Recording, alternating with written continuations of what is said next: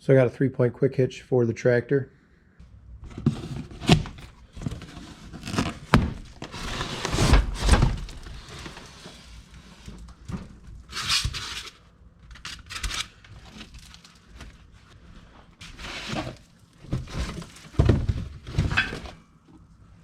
So there it is, Harbor Freight quick hitch.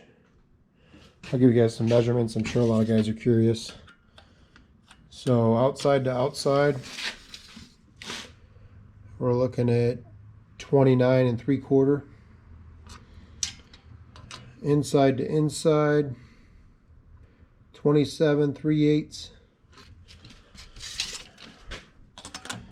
Top hook, 1.25 inches. And then the gap up here, we're looking at about 2 inches. A couple more measurements from top of the table to bottom of the hook. We're looking at 20 1/4. And then the depth on these hooks, we're looking at 1 7/8 inches. All right, so here's the beginnings of my Top&Tilt kit. I got a 4-lever spool valve, which is going to go in line with the Power Beyond kit. I got a new top hook for the quick attach, or the 3-point quick hitch rather, because the top hook that comes with it is known to not work well, so I ordered a new one of those. Some plugs for the spools that I'm not going to be using, and then I got a top link, category 1 top link, and then I believe that this is the wrong part, but this is the side link that I ordered. I have another one on the way. It was pretty confusing, but I'll explain in the description all these part numbers and why I chose what I chose.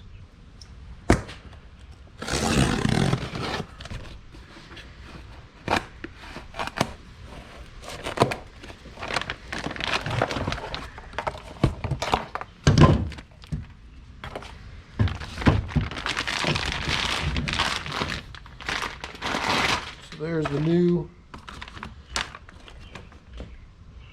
top link. Use SAE fittings. I'm going to let the hydraulic shop deal with all that. Plus I'm going to print out all the info for this so I can just take it in and get hosing made.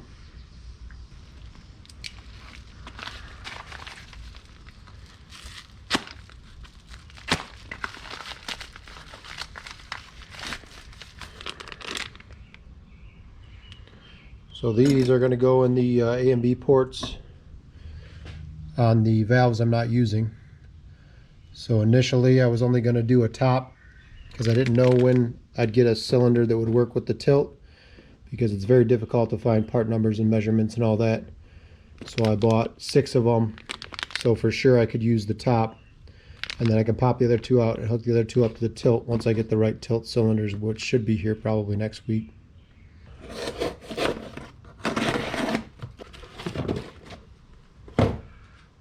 And then there's the new hook. Quite a bit of difference between the other new hook that came with it.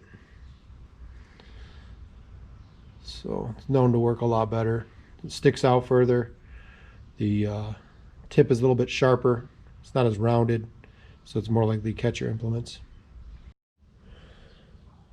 All right, let's test fit these.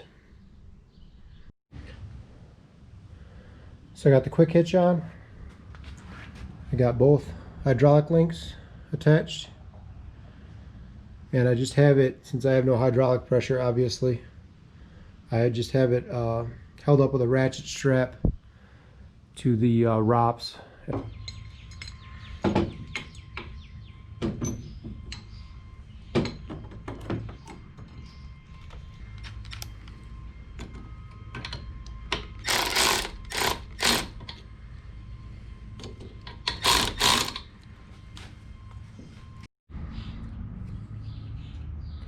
So there's the temporary piece. I'm going to make a real piece and actually drill it out instead of notch it. I just want to get these hoses measured and get to the hydraulic shop before they close today. So what I'm going to do as far as going to the hydraulic shop is I'm going to have a piece of tape with a marker, I'm going to measure. So for example, we're going to go from that top link port to one of those front spool valve holes. So I'm going to actually take in the cylinder and the spool valve, and then I'm going to mark on there with the tape and the marker how long that hose needs to be. So I know that the threads will match up, and then I know that the length will be right.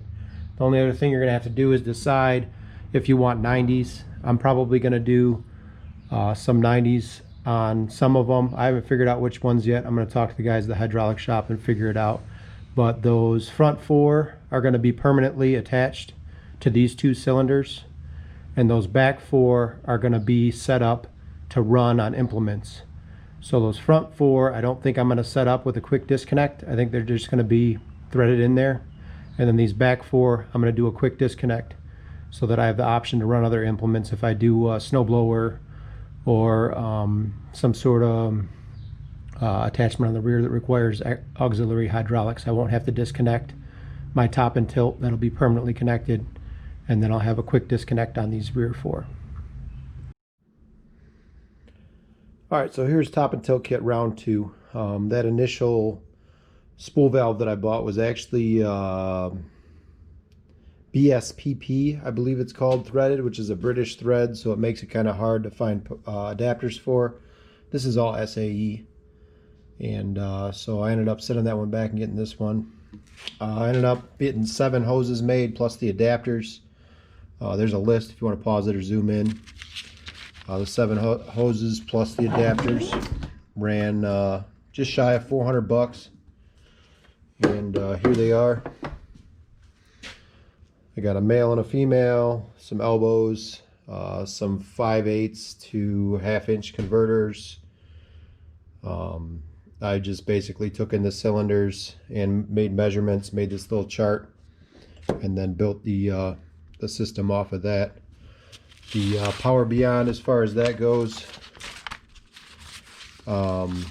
Summit Hydraulics sent me this with my kit, which basically shows you any configuration that you could possibly need to set this up with. So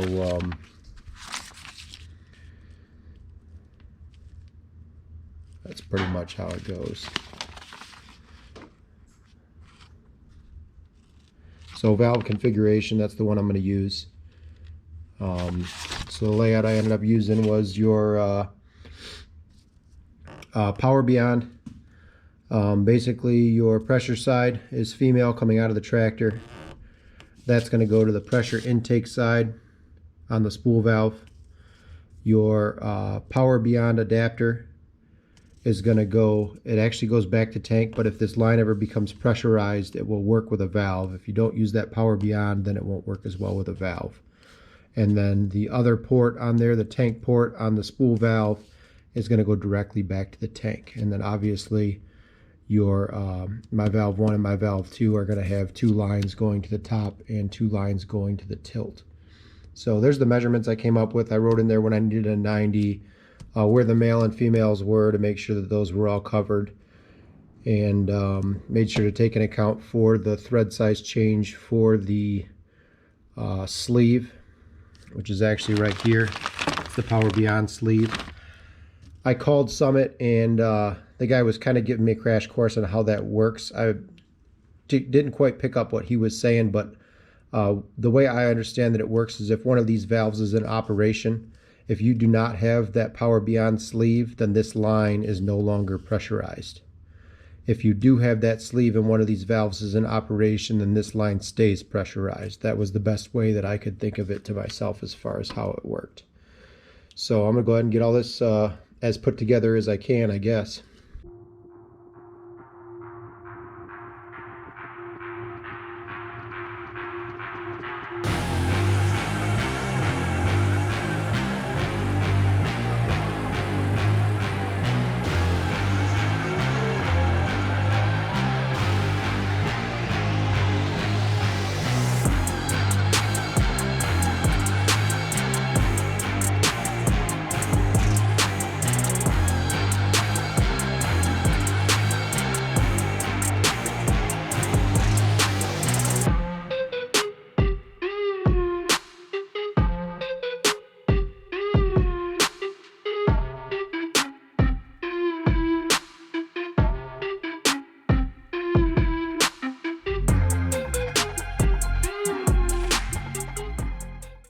All right, so the breakdown of one of these spool valves basically is it has a pressure side, that's an upside down P.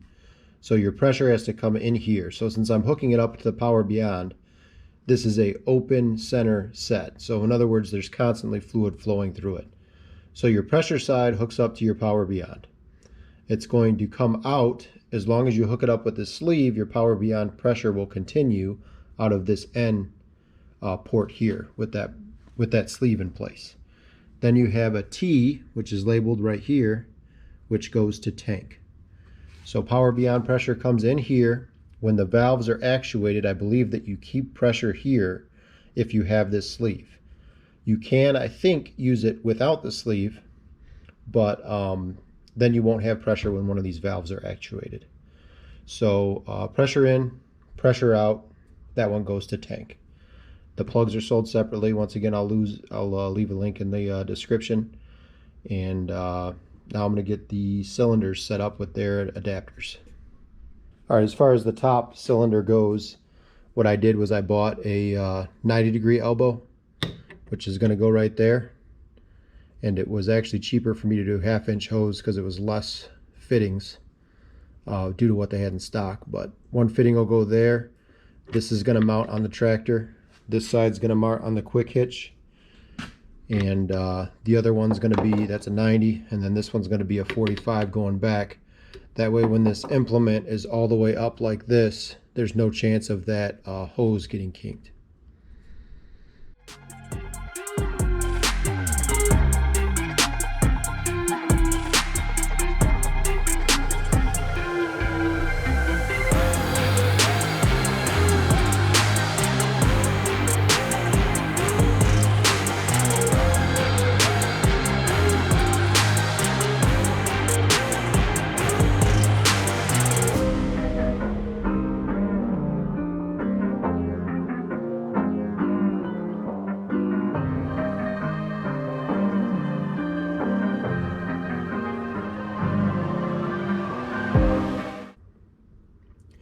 So now for the side link, I just have two swivel 90s. They actually lock in place with that nut, and they're obviously both going to face up.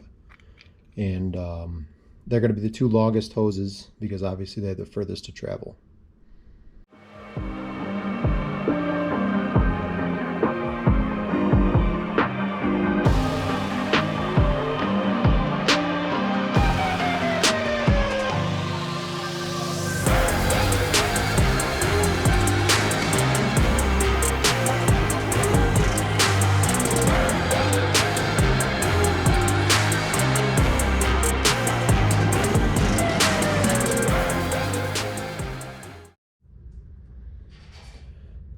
All right, so here's what we got so far. This is the pressure side in, male fitting. Got my 4 spool valves. This line right here is going to go to tank, which is right there. And I actually took off a plug on one of the SCVs in the back for the third function, and that goes to tank for that. And then this one's going to be for further power beyond. So if I ever rig a valve up downstream from this, for example a log splitter or something like that that has a D10 or an auto return, then that's the female end, which can stay pressurized. I just have to buy a male fitting and then run that male fitting to whatever implement that needs pressure. Since I'm not running an implement off of this for right now, this female end can hook right up to the male end on the tractor, not this male end, the male end on the tractor, which goes directly back to the tank. So I actually have 2 to tank lines, but if I need to plug something in, I can.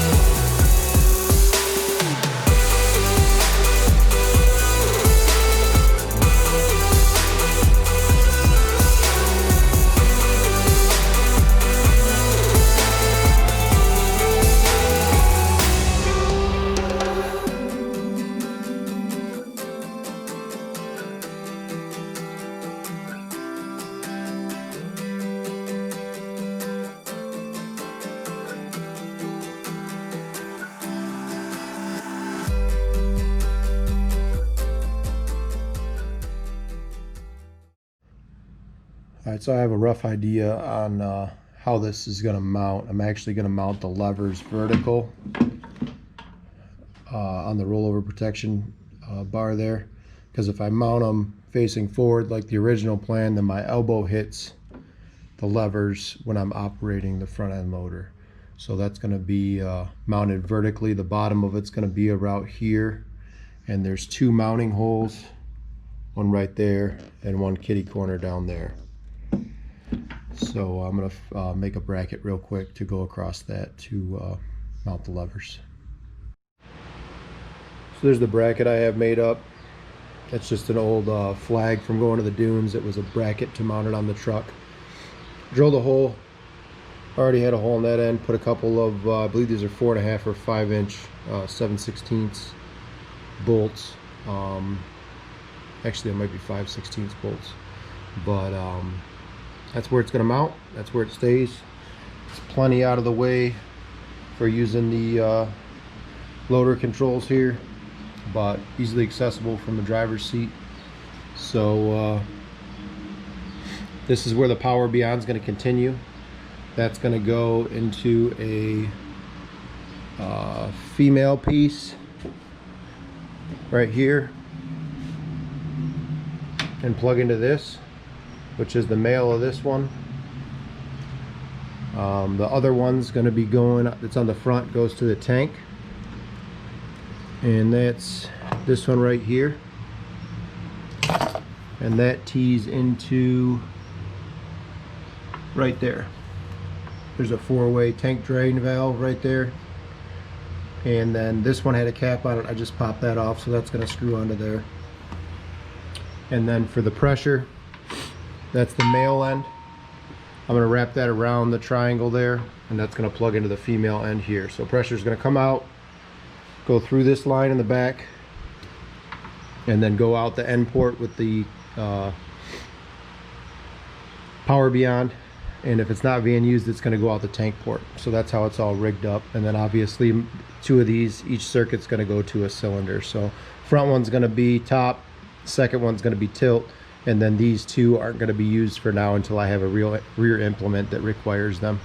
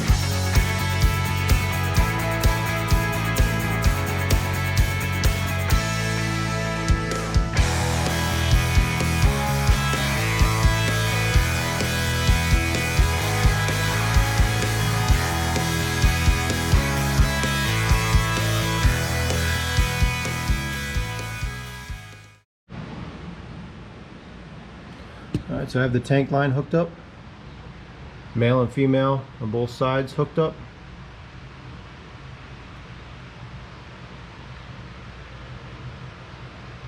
Now I'm going to do the top link, which is going to be going to the front, which is going to be the first lever that I reach when I reach back.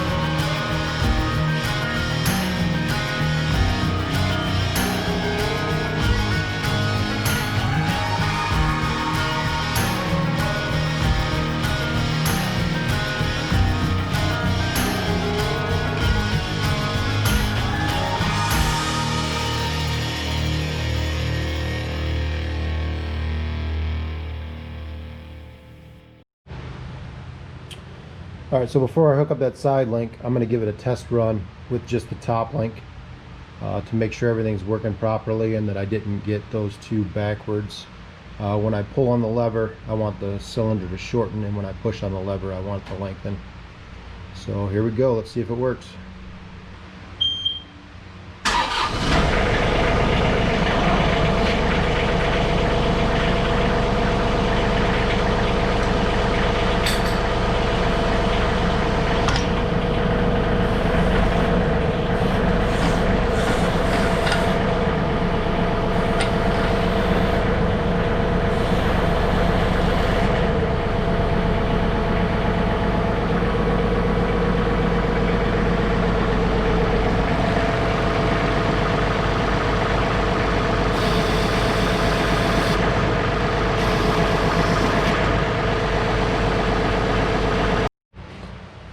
Alright, that works absolutely perfect.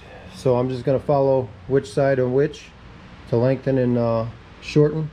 I'm going to do the exact same thing on this side, and then we'll do an overall test.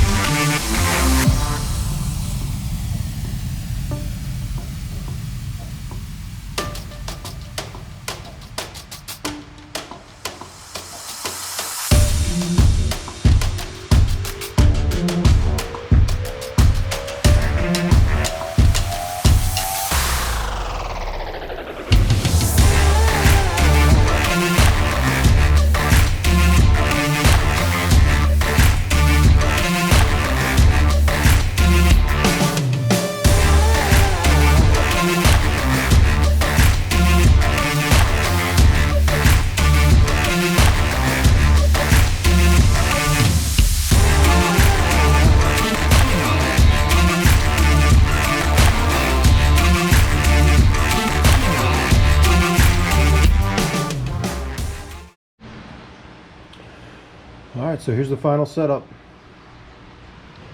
Pressure comes out of the Power Beyond, which is spliced into the SCV that was all factory installed. That's my third function that's ran to the back.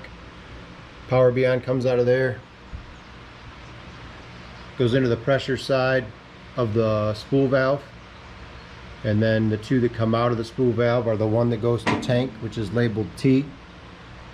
That's right here, which goes back into the drain. And then the one that's labeled N, I put the Power Beyond sleeve on, and then that's going to drain back to this female connection. And if I ever need to run an implement off the back, such as a log splitter or something like that, or install for whatever reason, if I need more than 4 spool valves, I can plumb them right in between here. More than likely it's going to be a separate implement with its own controls, such as a backhoe or something along those lines, but that can be just plugged right in here, and it'll be pressurized as if that valve wasn't even there. So let's give it a last test run, make sure everything's good.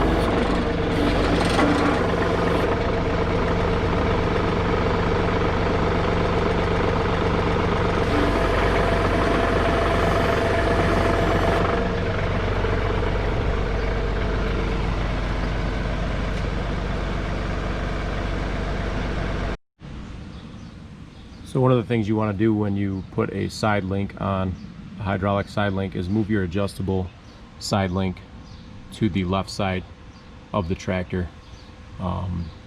It's buried right now, so that's as high as it can go, and this I know has a 4-inch stroke. So what I'm going to do is let that one out about 2 inches. That way I can go up or down 2 inches on either direction on this side and grade either way, so I can have the left side lower or the right side lower. I'm really never going to need this extreme of an angle, I don't think. Even ditching, that's kind of an extreme angle. So I think that's the route I'm going to go, but it's fully adjustable, so if I want to change it back I can, no big deal. And I highly recommend this for anybody that's going to use their tractor on a regular basis. It's going to save your back, it's going to save you time adjusting.